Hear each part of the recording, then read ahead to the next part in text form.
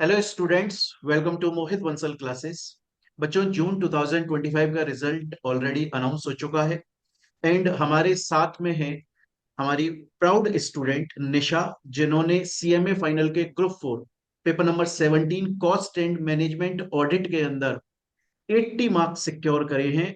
And सबसे interesting बात यह है कि ये उनका फर्स्ट अटेम्प्ट था, पहला अटेम्प्ट था, उसी के अंदर उन्होंने झंडे गाड़े हैं, सीधा 80 मार्क्स सिक्योर करे हैं। हमने बात करी निशा से और हमने बोला कि अगर वो अपना थोड़ा सा टाइम दे पाए और हम एक छोटा सा इंटरव्यू कंडक्ट कर सकें, ताकि वो अपने एक्सपीरियंसेस और अपनी गाइडेंस, क्योंकि इस टाइम वो आपकी सीनियर कहलाई जाएंगी, तो कुछ गाइडेंस टिप्स वो दे सकें ताकि आगे आने वाले अटेम्प्ट्स के अंदर शायद आपको कुछ हेल्प मिल जाए। तो सबसे पहले दोस्तों हम लोग वेलकम करेंगे निशा का। हेलो निशा, वेलकम बच्चों, welcome Nisha. Thank you sir. तो निशा, कैसा फील हो रहा है? आपने कॉस्ट एंड मैनेजमेंट ऑडिट जैसे सब्जेक्ट के अंदर 80 मार्क्स सिक्योर करे, काफी बड़ा अचीवमेंट है सीएमए फाइनल में। क्या रिएक्शन आपका है और आपके पेरेंट्स का है? सर पहले तो मैं रिजल्ट देख के एकदम शॉक थी कि 80 marks mean it's lot for me. And मेरे पेरेंट्स भी बहुत खुश हुए सर। और पहली बात ये है कि सर ये बस अपनी हार्ड वर्किंग नहीं रहती है, अपने पेरेंट्स की हार्ड वर्किंग है, मेरी है, टीचर्स की है sir, and whole my family members की है। और सर ऐसे इवेंट की सर मैंने आपसे क्लास लिया और सर आपकी एग्जाम्पल इतनी अच्छी है सर कि मेरे को कॉन्सेप्ट रिकॉल करने में बहुत हेल्प की। एंड सर मैंने स्टडी मैट से पढ़ा, बट जो सर स्टडी मैट में था सर वही आपके मैट में था। तो मुझे बार बार study mat past year question खोल खोल के देखना नहीं पड़ रहा था, आपके ही मैट प्रीफर की सर। तो मैं इवेंट पास्ट 5 ईयर के क्वेश्चन, पास्ट ईयर क्वेश्चन भी मुझे वहां मिल जाते थे सर। और जो आपके मैट के sir extra numerical question part थे, वो सर बेस्ट पार्ट था। उसका क्वेश्चन सर मैं बहुत 3-4 बार इवन प्रैक्टिस करके गई थी सर। तो सर यही सब मेरे को बहुत हेल्प किए हैं मेरे पढ़ने में। सर आपकी मोटिवेशन, आपकी हेल्प, मैंने जब भी डाउट पूछा आप तुरंत रिप्लाई करते थे और मेरी हर डाउट तुरंत सॉल्व होती थी सर। यही सब मुझे बहुत अच्छा लगा। और ना सर रिजल्ट आने के बाद यही सब मोमेंट मुझे याद है कि सर की एफर्ट्स है, मेरी पेरेंट्स की एफर्ट्स है, मेरी मेरी एफर्ट्स है। बिल्कुल ये बिल्कुल। सब सर अच्छा लगा। अच्छा निशा, जैसे ज्यादातर स्टूडेंट्स का ना एक माइंड में कंफ्यूजन रहता है इस सब्जेक्ट को लेकर, या एक क्वेरी रहती है, और वो ये बोलते हैं कि क्या सर हमें इस सब्जेक्ट को पढ़ते टाइम अपने कुछ खुद के शॉर्ट नोट्स बनाने चाहिए, या हमें कुछ समरी नोट्स बनाने चाहिए ताकि एग्जाम के टाइम पर हम उसे जल्दी से रिवाइज कर सकें। तो क्या आपने भी कुछ शॉर्ट नोट्स या समरी नोट्स बनाए थे, या आपका क्या अप्रोच थी, आपका क्या तरीका रहा उस? यस सर, मैंने शॉर्ट नोट्स बनाए थे। लाइक मुझे रिकॉल करने के लिए सर मैं एक जैसे कि पहला लेटर, हर एक सेंटेंस का पहला लेटर को एक नाम देके, फनी नेम देके, ऐसे कर करके मैंने रिकॉल किया था। लंबे लंबे लॉन्ग क्वेश्चंस वगैरह थ्योरी के मेनली।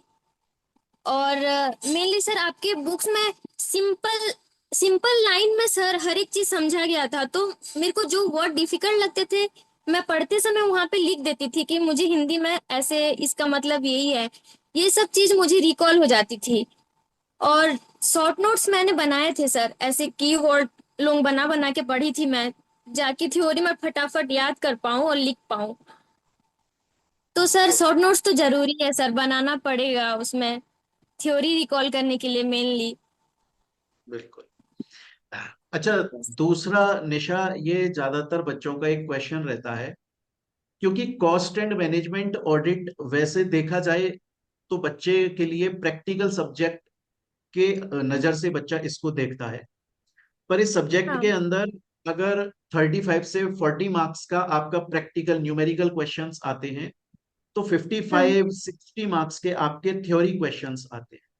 तो यस सर। बेसिकली देखा जाए तो ये सब्जेक्ट जो है आपका थ्योरेटिकली भी इंपॉर्टेंट है एंड प्रैक्टिकली न्यूमेरिकल पोर्शन से भी इंपॉर्टेंट है। Yes sir. तो हम्म। आपने न्यूमेरिकल जो पोर्शन है, प्रैक्टिकल जो पोर्शन है, उसकी कितनी प्रैक्टिस करी, किस तरीके से प्रैक्टिस करी, उसकी क्या अप्रोच रही आप? सर मैंने इक्वल इम्पोर्टेंट दिया बोथ थ्योरी एंड प्रैक्टिकल को। लेकिन मैं सर प्रैक्टिकल 2-3 बार एकदम प्रैक्टिस की, जैसे कि सिमिलर क्वेश्चंस कुछ मिल जाते थे, तो एक बार मैं क्वेश्चन प्रैक्टिस की हूँ तो सिमिलर क्वेश्चन उस हिसाब से मैं पहले सॉल्व करती थी खुद। फिर अगर मेरा कुछ डिफरेंस आ रहा है आंसर में, मेरा आंसर नहीं आ रहा है, तो मैं देखती थी मेरा कहाँ गलत हो रहा है, फिर मैं वहां पे वो पॉइंट को रिकॉल करती थी कि यहाँ अच्छा ऐसे ट्रीटमेंट होगा, यहाँ ऐसे गलत हो रहा है। तो सर मैं प्रैक्टिकल को 3-4 बार मैंने प्रैक्टिस किया, लिख लिख के एकदम पूरा सॉल्व करके। ऐसे नहीं कि शॉर्टकट में लिख दूं ऐसे होगा ऐसे होगा, मैं एकदम पूरा लिख लिख के प्रैक्टिस। और सर थ्योरी को भी मैंने बार बार एक चीज को पढ़ पढ़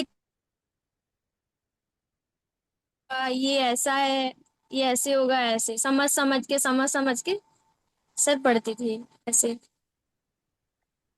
अच्छा निशा, इसमें अब नेक्स्ट मेरा जो क्वेश्चन आपसे रहेगा, वो नेक्स्ट क्वेश्चन ये है कि क्या, जैसे अगर सपोज कीजिए आज अगस्त का महीना है, आपका रिजल्ट आया है, लेट सपोज कि दिसंबर में आपका एग्जाम है, तो अभी बेसिकली देखा जाए तो हम्म। 4 महीने बचे हुए हैं, एक अगस्त से सितंबर, अक्टूबर, हाँ सर। नवंबर तो हाँ आपकी अप्रोच जो थी, जैसे आपने लेट सपोज कि 2 महीने के लिए या 3 महीने के लिए पहले आपने रिवीजन किया, और फिर उसके बाद में आपने हाँ अपने टेस्ट या अपने मॉक टेस्ट लगाना स्टार्ट किया, या कंटिन्यू आपने हाँ। अपने टेस्ट हम्म। लगाए थे, वो क्या अप्रोच रही है आपकी? अच्छा सर, जैसे कि मैंने पहले क्लासेस कंप्लीट किए सर, उसके बाद मैंने एक बार फुल सिलेबस रिवीजन की सर, उसके बाद मैंने मॉक टेस्ट, फिर जितनी भी RTP MTP past year question sir, वो सब रिकॉल की मैं, मतलब मैं प्रैक्टिस की, सॉल्व की, कौन सा बन रहा है कौन सा नहीं बन, वो सब सब रिकॉल की, देखी, गलती देखी मेरी हर जगह पे कहाँ पे क्या गलती हो रही है। फिर सर मेनली सर जितना हम क्वेश्चन प्रैक्टिस कर पाएंगे सर उतना हमारे लिए बेस्ट है। एक कॉन्फिडेंस गेन हो रहा था कि हाँ, हाँ मेरे से ये होगा, मेरे से ये नंबर हो रहा है सर, वैसे कॉन्फिडेंस बूस्ट हो रहा था, तो सर एकदम नंबर बनने जा रहा था, वैसे करते करते हो जा रहा था। वही बिल्कुल तो सर बिल्कुल। मैं सजेस्ट करूंगी कि जितना नेट का सारा नंबर प्रैक्टिस करने के बाद पास्ट ईयर क्वेश्चन जितना हो पाया सर उतना प्रैक्टिस करना इज बेस्ट फॉर अस। चलिए बहुत बहुत बढ़िया। तो चलिए निशा, सबसे पहली बात तो थैंक यू वेरी मच, आपने अपना टाइम दिया। मैं चाहता हूं कि इंटरव्यू को हम छोटा ही रखें, क्योंकि जो मेन काम के क्वेश्चंस है ना, वही क्वेश्चंस यस सर। स्टूडेंट के पास में जाएं, ताकि, क्योंकि क्या होता है देखिए, बहुत सारे बच्चे जैसे आप या बहुत सारे मोर देन, अभी तक हमारे पास में जो रिजल्ट्स आए हैं उसमें हमें 71 स्टूडेंट्स ने एग्जाम्शन सिक्योर करी है, कॉस्ट एंड मैनेजमेंट ऑडिट की स्पेसिफिकली बात करो। और बाकी धीरे धीरे हाँ रिजल्ट आ सर। रहे हैं, 7-8 दिन तक बच्चे रिजल्ट भेजेंगे। काफी सारे बच्चे ऐसे भी हाँ होते हैं जिनका पास नहीं हो पाया बाई चांस, है ना? हाँ तो हाँ। वो स्टूडेंट्स सिर्फ यही जानना चाहते हैं कि यार हमारी कहाँ कमी रह गई होगी उस बच्चे की, या कमी नहीं रह गई, अगर मैं इसको ऐसे ना बोलूं तो शायद मैं ऐसे बोलूं कि उन्हें अपनी अप्रोच शायद थोड़ी बहुत चेंज कर लेनी चाहिए। तो बेसिकली ये 3-4 यस क्वेश्चंस सर। होते हैं जो बच्चे के माइंड में रहते हैं कि क्या मैं समरी नोट्स बनाऊं, प्रैक्टिकल पे मैं कितना ध्यान दूं। ये सबसे अच्छी बात आपने एक चीज बोली हाँ कि जो प्रैक्टिकल न्यूमेरिकल क्वेश्चंस हैं उसको ऐसा नहीं है सिर्फ देख के और अपने माइंड में याद कर रहे हो, वैसा नहीं, बल्कि आपको लिख लिख के उसकी प्रैक्टिस करनी चाहिए। थर्ड हाँ हाँ। मोस्ट इंपॉर्टेंट चीज हम्म। कि प्रीवियस ईयर के क्वेश्चंस करना बहुत ज्यादा जरूरी है आपके, यस सर। है ना? और फोर्थ जो सबसे मोस्ट इंपॉर्टेंट रहता है वो ये रहता है, हालांकि खैर मैं सिर्फ अपनी ही ना बोलूं, मेरे ख्याल से मैं ऐसा मानता हूं कि जितने भी लोग पढ़ा रहे होंगे वो सभी अपनी बुक्स में शायद तक स्टडी मेट को फॉलो करते ही होंगे, क्योंकि वही हमारे लिए मेन गीता है, वो हमारी सीएमए की। उसको फॉलो नहीं करोगे तो हाँ बर्बाद है सब कुछ। तो बेसिकली जो भी बच्चा अगर बट सेल्फ स्टडी, हाँ बोले। सर बट स्टडी मैट से ज्यादा क्वेश्चन सर आपके मैट में थे, जो कि हमको हेल्पफुल हुआ कि हाँ स्टडी मैट तो अपन करेंगे, लेकिन सर एक्स्ट्रा जो भी न्यूमेरिकल था हमको वो भी आइडिया हुआ कि अच्छा इसमें ऐसे होगा, इसमें ऐसे होगा। तो सर वो भी हमारे लिए पॉजिटिव पॉइंट था कि हम ये एक्स्ट्रा न्यूमेरिकल 30-32 क्वेश्चन है ये करके जाएंगे, तो हमको एक दूसरा अगर क्वेश्चन डिफिकल्ट आया तो भी अपन को याद आएगा कि अच्छा हम यहाँ किए थे वो क्वेश्चन। तो सर वो एक हमारे लिए पॉजिटिव पॉइंट था कि एक्स्ट्रा न्यूमेरिकल पार्ट जो था सर वो बेस्ट पार्ट था। बढ़िया बढ़िया बढ़िया बढ़िया। चलिए बहुत अच्छी बात है। यस तो सर। अब निशा, आपका ग्रुप 3 भी निकल चुका है या अभी क्या स्टेटस है? नहीं सर, मैं ग्रुप 3 अभी प्रिपेयर करूंगी सर। मैंने आर्टिकलशिप के साथ साथ प्रिपेयर किया तो ग्रुप 4 पहले प्रीफर करती। Okay okay okay. मतलब आप अभी तक हाफ यस सर। सीएमए बन चुकी हैं, बस आधा और बचा हुआ है, उसके बाद यस। में डिग्री आ जाएगी आपके पास। हाँ सर। नहीं नहीं, बिल्कुल बिल्कुल। निशा बहुत बहुत थैंक यू। एक तो आपने अपना टाइम निकाला और आपने कुछ टिप्स गाइडेंस दिए जो कि शायद हमारे बच्चों के काम आएंगे, स्टूडेंट्स के काम आएंगे। एंड वंस अगेन कॉन्ग्रेचुलेशंस बच्चे।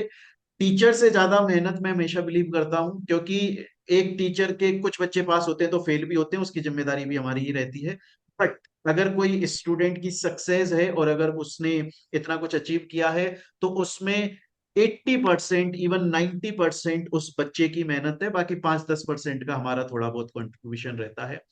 तो बिग कॉन्ग्रेचुलेशंस। सबसे बड़ी बात, आपका फर्स्ट अटेम्प्ट था और उसके अंदर आपने 80 मार्क्स सिक्योर करे। कॉन्ग्रेचुलेशंस बच्चे। Thank you so much. आप जल्दी से सीएमए बन जाएं और सीएमए बनकर फिर मिलिए, फिर आपसे मिठाई खाएंगे और साथ में बैठेंगे, गप्पे जी लड़ाएंगे सर। बच्चा। बिल्कुल सर। चलिए। ओके सर बस निशा, आपकी नाइस। ब्लेसिंग ऐसी ही बनी है। नहीं नहीं नहीं, बिल्कुल बिल्कुल, भगवान का आशीर्वाद चाहिए आपका। बहुत अच्छा। मेरे को मेरी टीम ने जब बताया कि सर निशा जो बच्ची है उसके 80 मार्क्स आए हैं, चलो 80 मार्क्स का मुझे ये था कि ठीक है, लास्ट अटेम्प्ट में भी हमारे बच्चे के 91 मार्क्स तक गए थे, मैंने कहा ठीक है, बहुत अच्छी बात है, 80 मार्क्स आए, बहुत बड़ी बात है। पर जब मेरे को टीम ने बोला कि सर फर्स्ट अटेम्प्ट के अंदर बच्चे का पास हुआ है, तो ये बहुत बड़ी बात हो जाती है। अगर फर्स्ट अटेम्प्ट में बच्चे ने 80 मार्क्स सिक्योर करे, ये तो बहुत ही गजब बात कर दी उसने, है ना? Yes sir. चलिए। Thank you so once much again sir. Congratulations बच्चे, एंड थैंक यू आपका टाइम देने के लिए। Thank you so much sir. Bye bye bye. Bye bye sir.